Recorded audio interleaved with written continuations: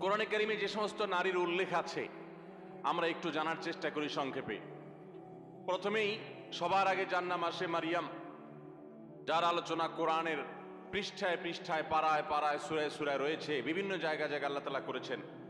সেই মারিয়াম তিনি হলেন গোটা পৃথিবীর কিয়ামত পর্যন্ত আগত আমাদের সকল মা বোনদের জন্য সবচেয়ে উজ্জ্বল উদাহরণ, সবচেয়ে উজ্জ্বল দৃষ্টান্তগুলোর একটি। কোরআনে মারিয়ামের পাশাপাশি আমাদের মা, মুমিনদের মা উম্মুল মুমিনিন নবী পত্নী আয়েশা রাদিয়াল্লাহু তাআলা আনহা, তার সম্পর্কে সূরা নূরে কয়েকটি আয়াতে আল্লাহ রাব্বুল আলামিন আলোকপাত করেছেন। আমরা অনেকে জেনে থাকব আয়েশা রাদিয়াল্লাহু তাআলা আনহার চরিত্রে কালিমা লেপনের অপচেষ্টা এবং ঘৃণ্য কর্ম করেছিল মুনাফিকরা। আল্লাহ রাব্বুল আলামিন তার পুততা, পবিত্রতা, তার সতীত্ব এবং তার ব্যাপারে যে মিথ্যা অপবাদ দেওয়া হয়েছে সেই মিথ্যা অপবাদ এবং ষড়যন্ত্র সম্পর্কে কোরআনে কারিমে অনেকগুলো আয়াত নাজিল করেছেন। একজন নারী তার চরিত্রে কালিমা লেপন করার অপচেষ্টা যখন করেছে কিছু সমাজের ঘৃণ্য পুরুষেরা, মুনাফিকেরা, আল্লাহ রাব্বুল আলামিন তার চরিত্রের পুততা পবিত্রতা প্রকাশ করবার জন্য, ঘোষণা দেবার জন্য কোরআনে কারিমে অনেকগুলো আয়াত নাজিল করেছেন। একজন নারী হিসেবে, একজন মুসলিম মেয়ে হিসেবে এই ঘটনা নিশ্চয় আমাদের জন্য আনন্দদায়ক, এই ঘটনা নিশ্চয় আমাদের জন্য প্রেরণাদায়ক।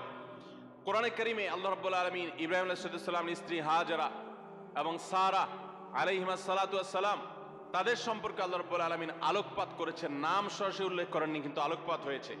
কোরআনে কারিমে জাকারিয়া আলাইহিস সালামের স্ত্রীর আলোকপাত হয়েছে, মুসা আলাইহিস সালামের মায়ের আলোচনা হয়েছে, কোরআনে মুসা আলাইহিস সালামের বোনের আলোচনা হয়েছে, কোরআনে মুসা আলাইহিস সালামের স্ত্রীর আলোচনা হয়েছে যিনি ছিলেন শুআয়ব আলাইহিস সালামের মেয়ে, কোরআনে ফেরাউনের স্ত্রী আসিয়ার আলোচনা হয়েছে, কোরআনে বিলকিসের আলোচনা হয়েছে, কোরআনে ঈসা আলাইহিস সালামের নানী ইমরাতে ইমরান মারিয়ামের মায়ের আলোচনা হয়েছে, কোরআনে আইয়ুব আলাইহিস সালামের স্ত্রীর আলোচনা ইঙ্গিত হয়েছে, এবং কোরআনে উম্মাহাতুল মুমিনিন সমস্ত নবী পত্নীগণ, আমাদের মাগণ, প্রিয় নবী সাল্লাল্লাহু আলাইহি সাল্লামের স্ত্রীগণ, সম্মানিতা স্ত্রীগণ, তাদের আলোচনা হয়েছে।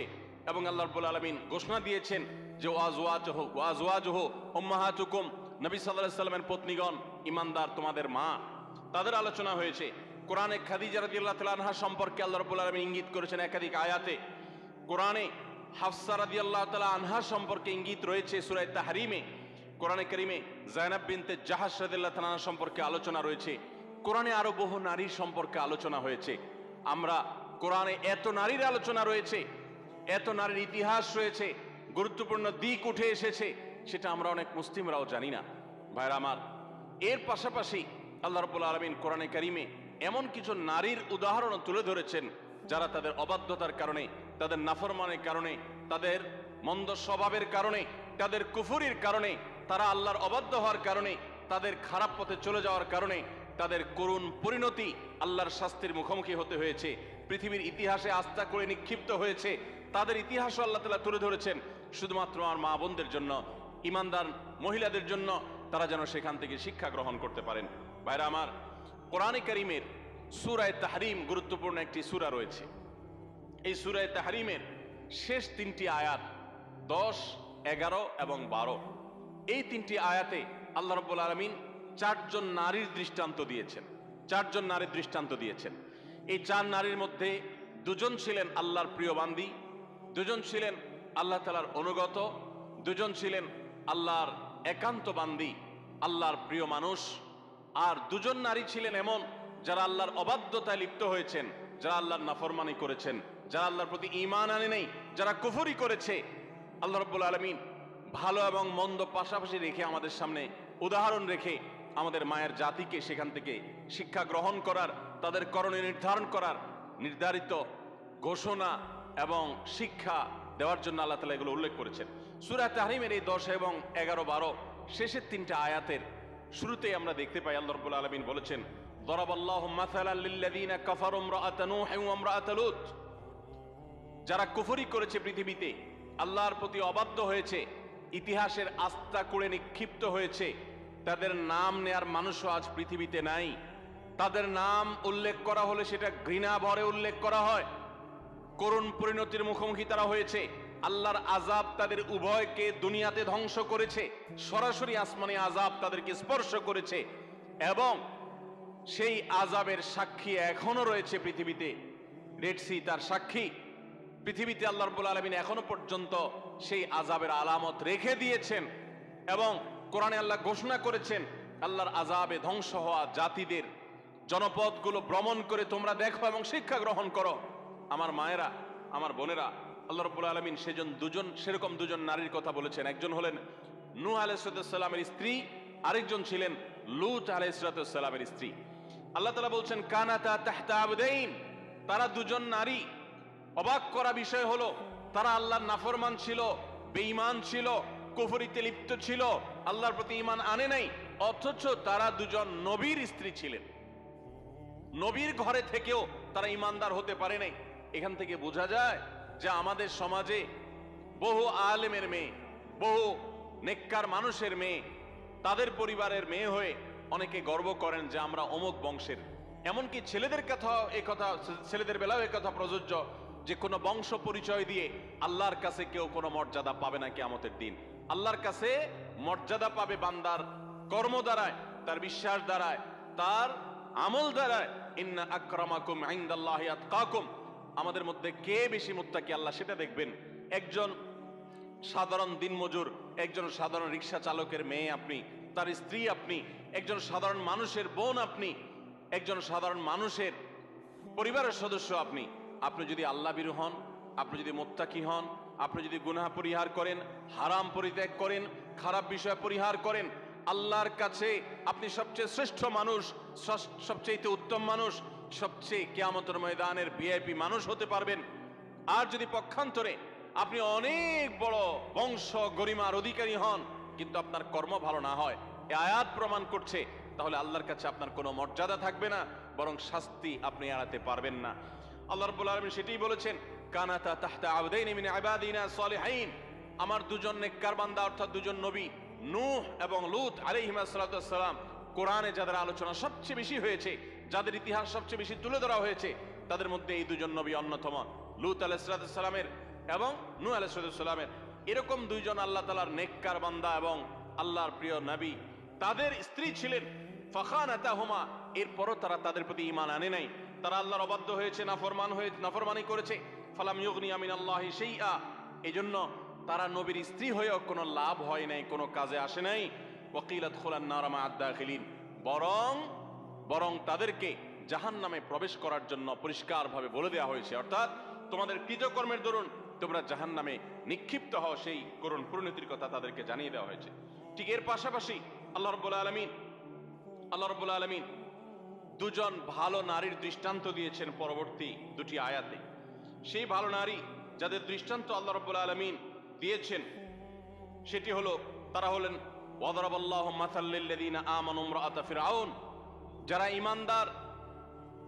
ঈমানদার তাদের সম্পর্কে আল্লাহ রাব্বুল আলামিন বলেছেন যে ঈমানদারদের জন্য উজ্জ্বল উদাহরণ দৃষ্টান্ত হলো ফেরাউনের স্ত্রী। ফেরাউন আল্লাহর অবাধ্য ছিল, নাফরমান ছিল, অথচ তার স্ত্রী আসিয়া আলাইহিস সালাম তিনি ছিলেন আল্লাহর অনুগত বান্দা, আল্লাহর প্রতি ঈমান এনেছেন।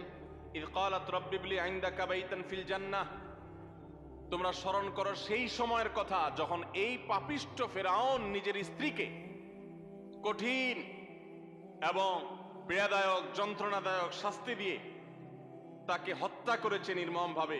তিনি যখন শাহাদাতের সুধা পান করছিলেন তখন আল্লাহর কাছে দোয়া করেছেন রব্বি ইবনি লি ইনদাকা বাইতান ফিল জান্নাহ, আল্লাহ এই যে আমার প্রাণ বের হচ্ছে আযাবে তোমার প্রতি ঈমান আনার কারণে, তুমি এর বিনিময়ে আমার জন্য জান্নাতে গৃহ নির্মাণ করিও। ওয়ানাজ্জিনি মিন ফিরআউনা ওয়া আমালি, এবং ফেরাউনের যে কর্মকাণ্ড এগুলো থেকে আমাকে মুক্তি দাও। ওয়ানাজ্জিনি মিনাল কওমিজ জালিমিন, আর এই জালেম সম্প্রদায় থেকে আমাকে নাজাত দাও আল্লাহ। একজন হলেন ফেরাউনের স্ত্রী আসিয়া, তিনি আল্লাহর অনুগত বান্দি ছিলেন।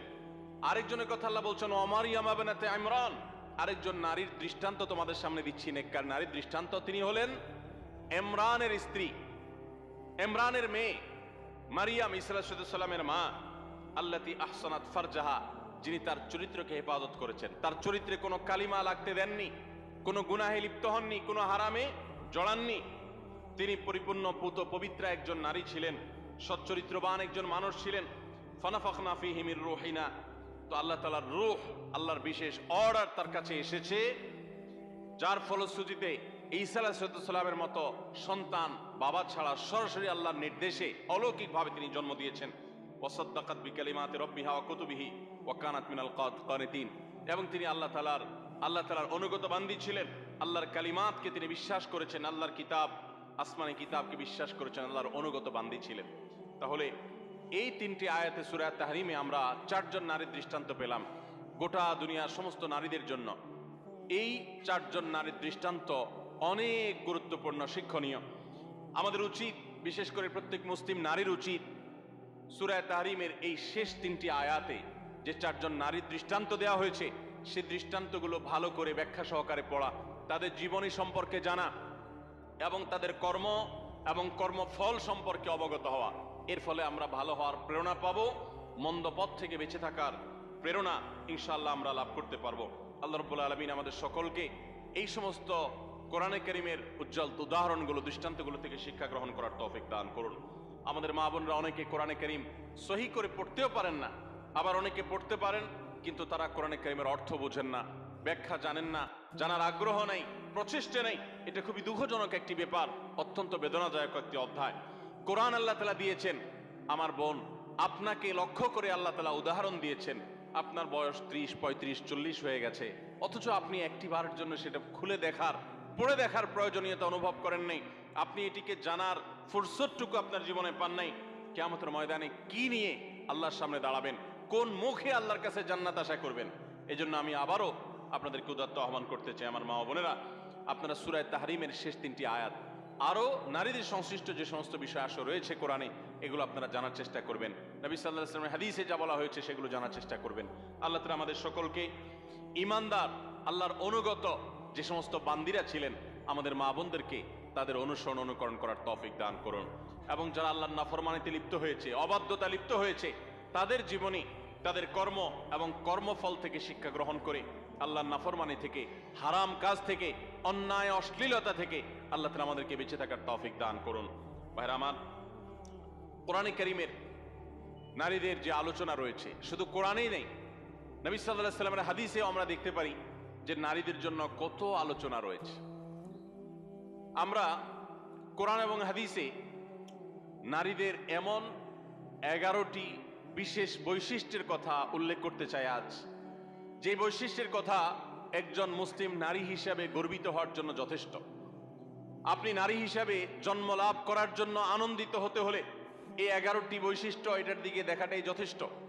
নারী জন্মের আনন্দ আপনি অনুভব করবেন শুধুমাত্র এই 11টি পয়েন্ট আপনি জানতে পারলে। আমরা অনেক মা বোনরা আছি, তারা জানি না। আমি আবারও বলছি, নারী অধিকারের নামে, নারী মুক্তির নামে, নারী স্বাধীনতার নামে, নানা মুখরোচক স্লোগানের নামে অনেক মুসলিম বোনদেরকে, মুসলিম মেয়েদেরকে আজ ভুল পথে পরিচালিত করা হচ্ছে। যারা পরিচালিত করছে তাদের সে সমস্ত কথায় পা দিয়ে যারা ইতোমধ্যে আল্লাহর অবাধ্যতায় লিপ্ত হয়েছেন, নাফরমানিতে লিপ্ত হয়েছেন, গুনাহের জগতে পা দিয়েছেন, তারা একটা পর্যায়ে তাদের জীবন ধ্বংস হয়ে যাওয়া, তাদের জীবনে হারিয়ে যাওয়া সম্পদ সম্পর্কে তাদের অনুভূতি, উপলব্ধি জাগ্রত হয়েছে এবং তারা ফিরে এসেছেন।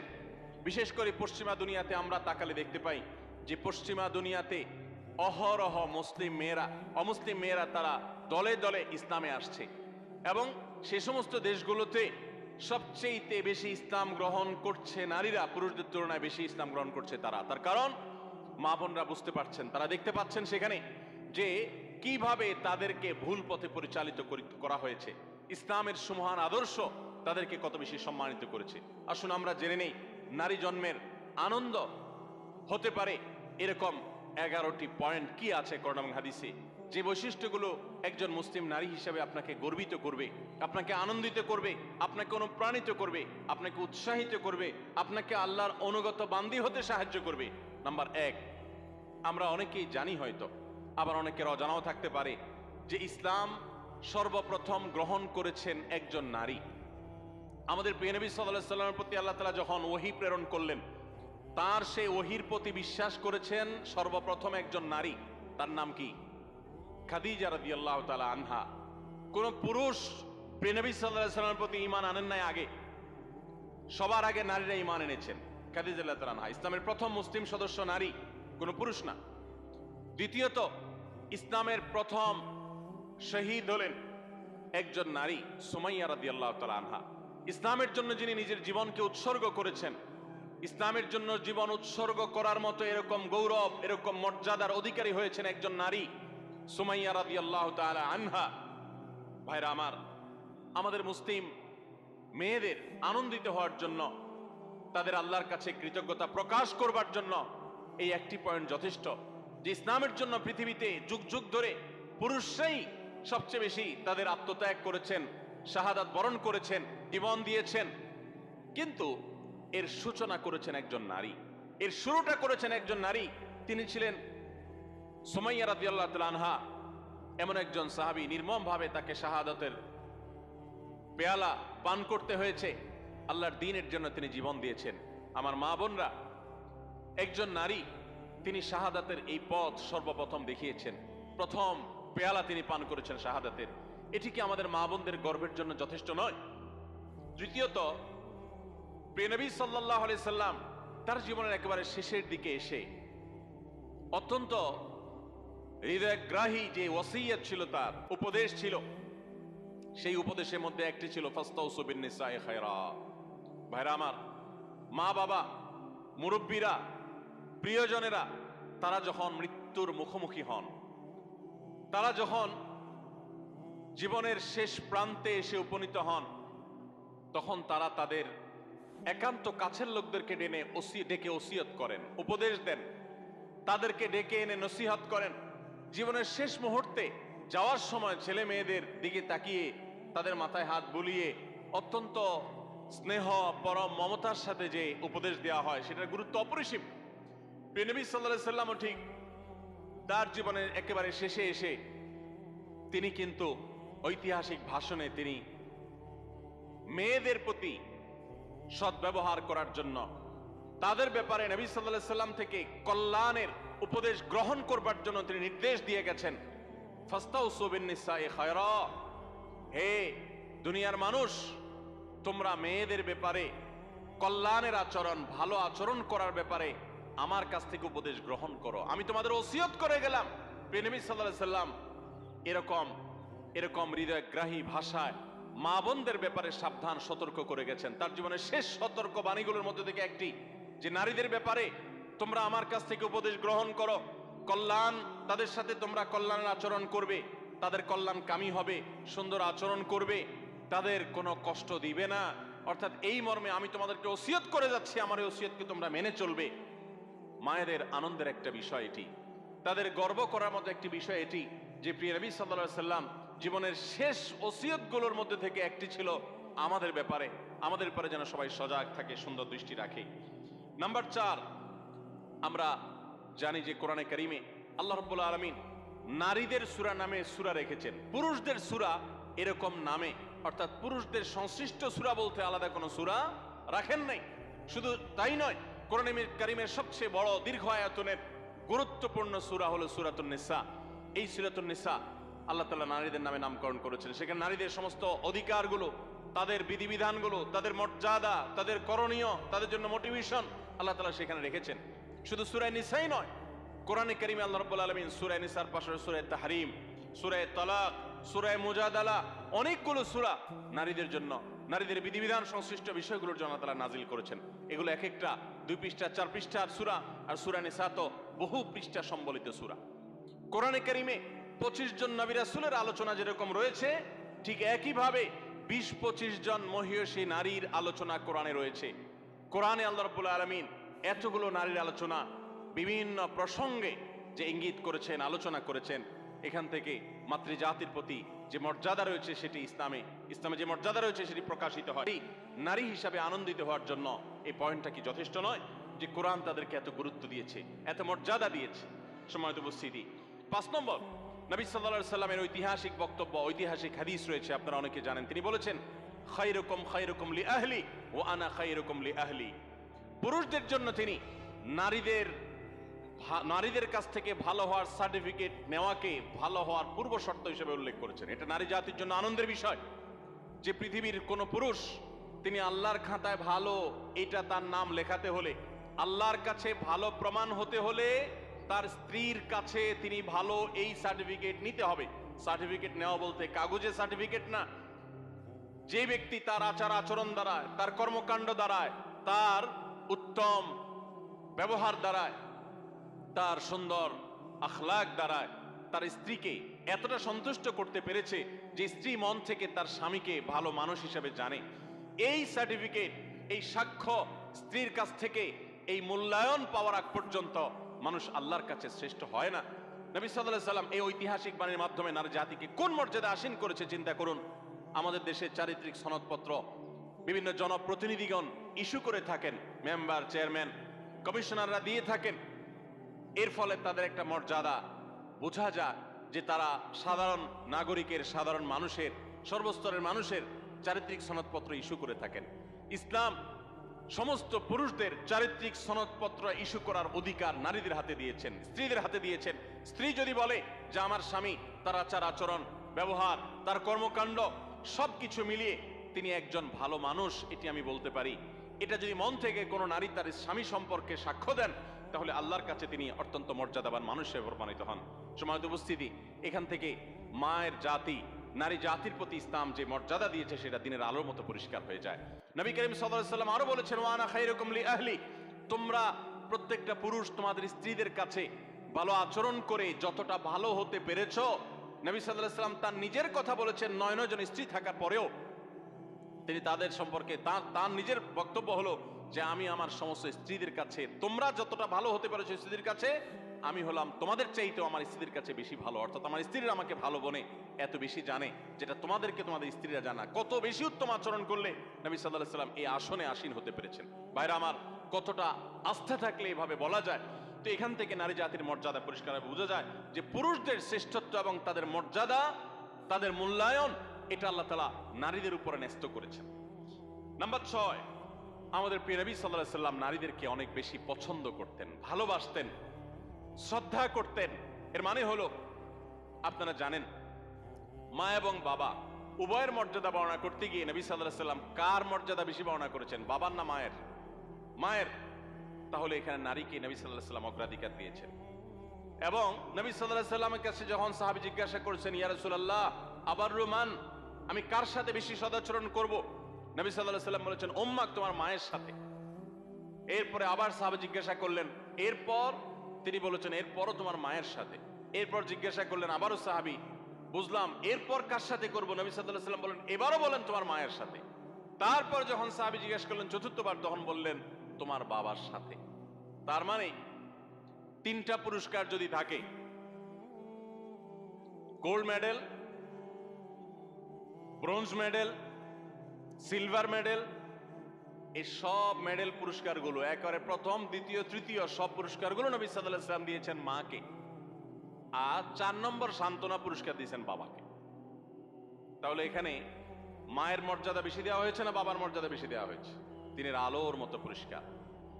একজন মুসলিম নারীর জন্য কি এটা আনন্দের বিষয় নয়? প্রিয় নবী সাল্লাল্লাহু আলাইহি সাল্লাম মেয়েদেরকে কতটা অগ্রাধিকার দিতেন দেখেন। তিনি বলেছেন, আমি মেয়েদেরকে বেশি ভালোবাসি।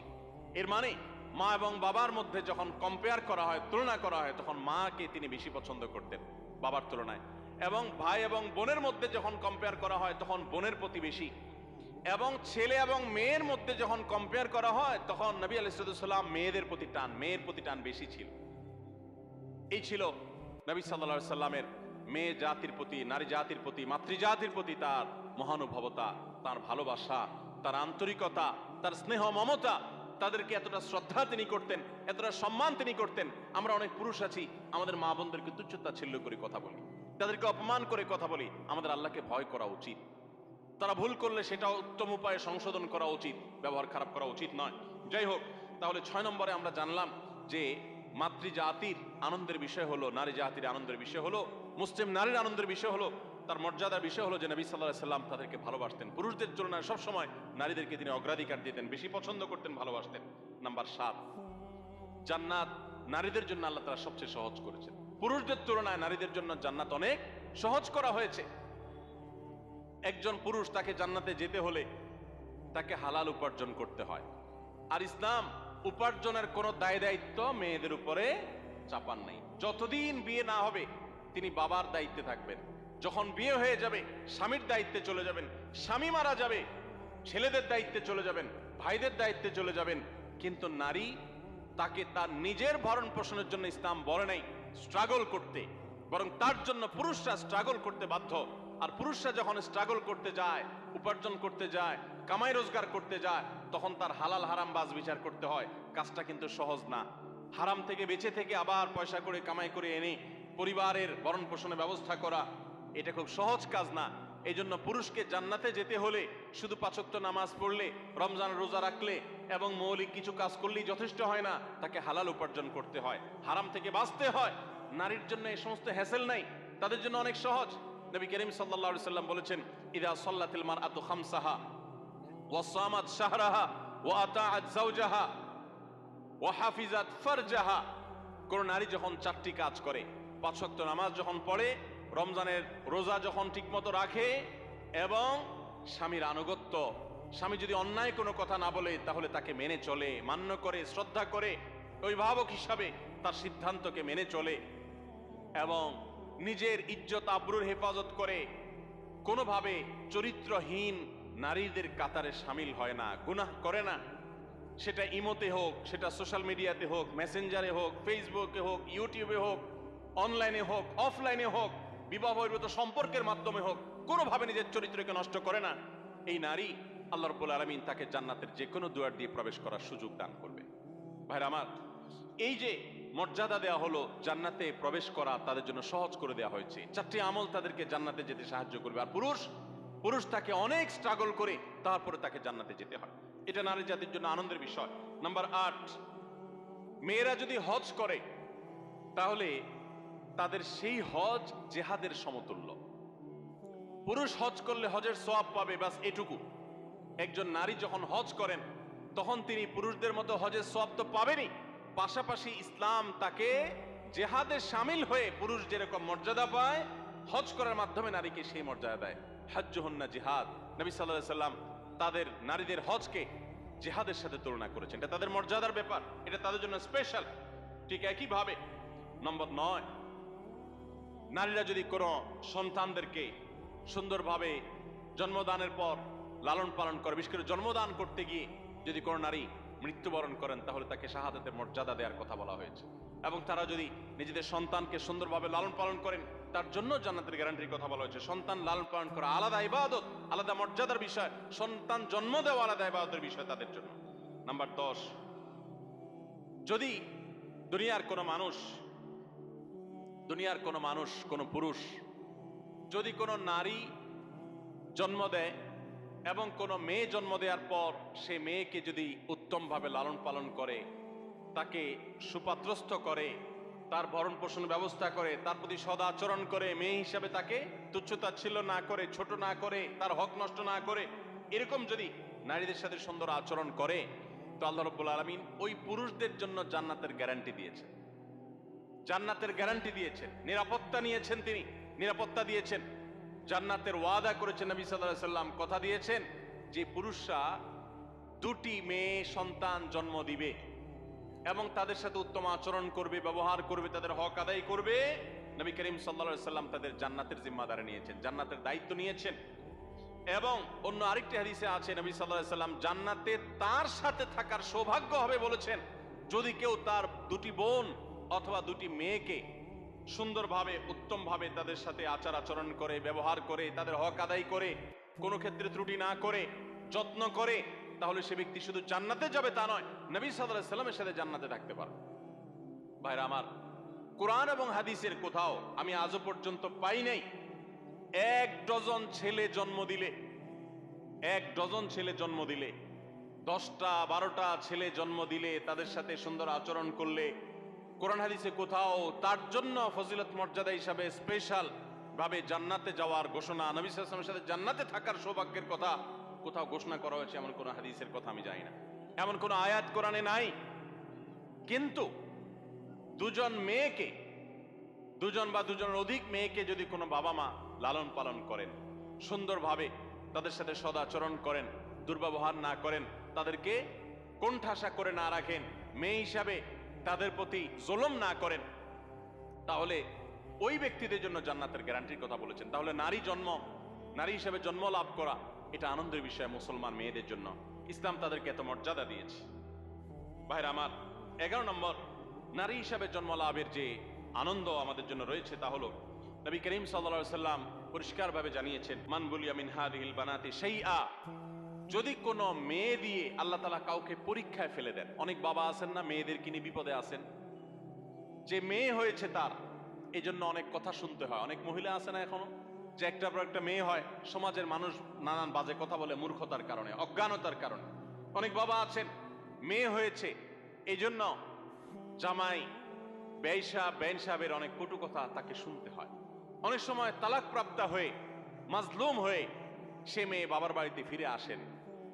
তো কোনো মানুষ, সে বাবা হোক, সে স্বামী হোক, সে ভাই হোক, কোনো মানুষ যদি কোনো মেয়েকে নিয়ে বিপদে পড়ে বা তার কারণে তার মুখটা একটু ছোট হয় বা পরীক্ষায় পড়ে কোনোভাবে, এবং সে যদি এরপরে ওই মেয়ের প্রতি অসদাচরণ না করে, ফাহসানা ইলাইহিন্না, বরং ওই মেয়ের সাথে ভালো আচরণ করে।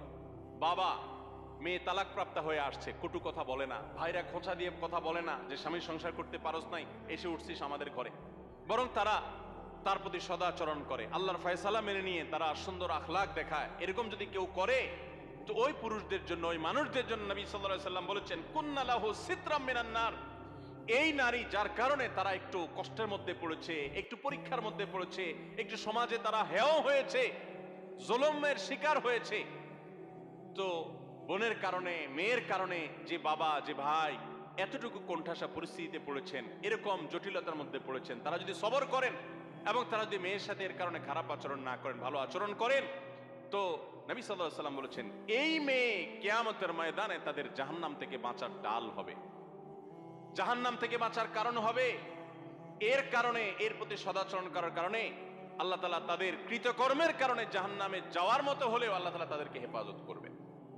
অতএব আমাদের সমাজে যারা এখনো মা বোনদের প্রতি এই ধরনের আচরণ করেন তাদের সাবধান হওয়া উচিত, সতর্ক হওয়া উচিত। আল্লাহ তাআলা আমাদেরকে সেই তৌফিক দান করুন। তাহলে আমরা 11টি পয়েন্টের কথা জানলাম।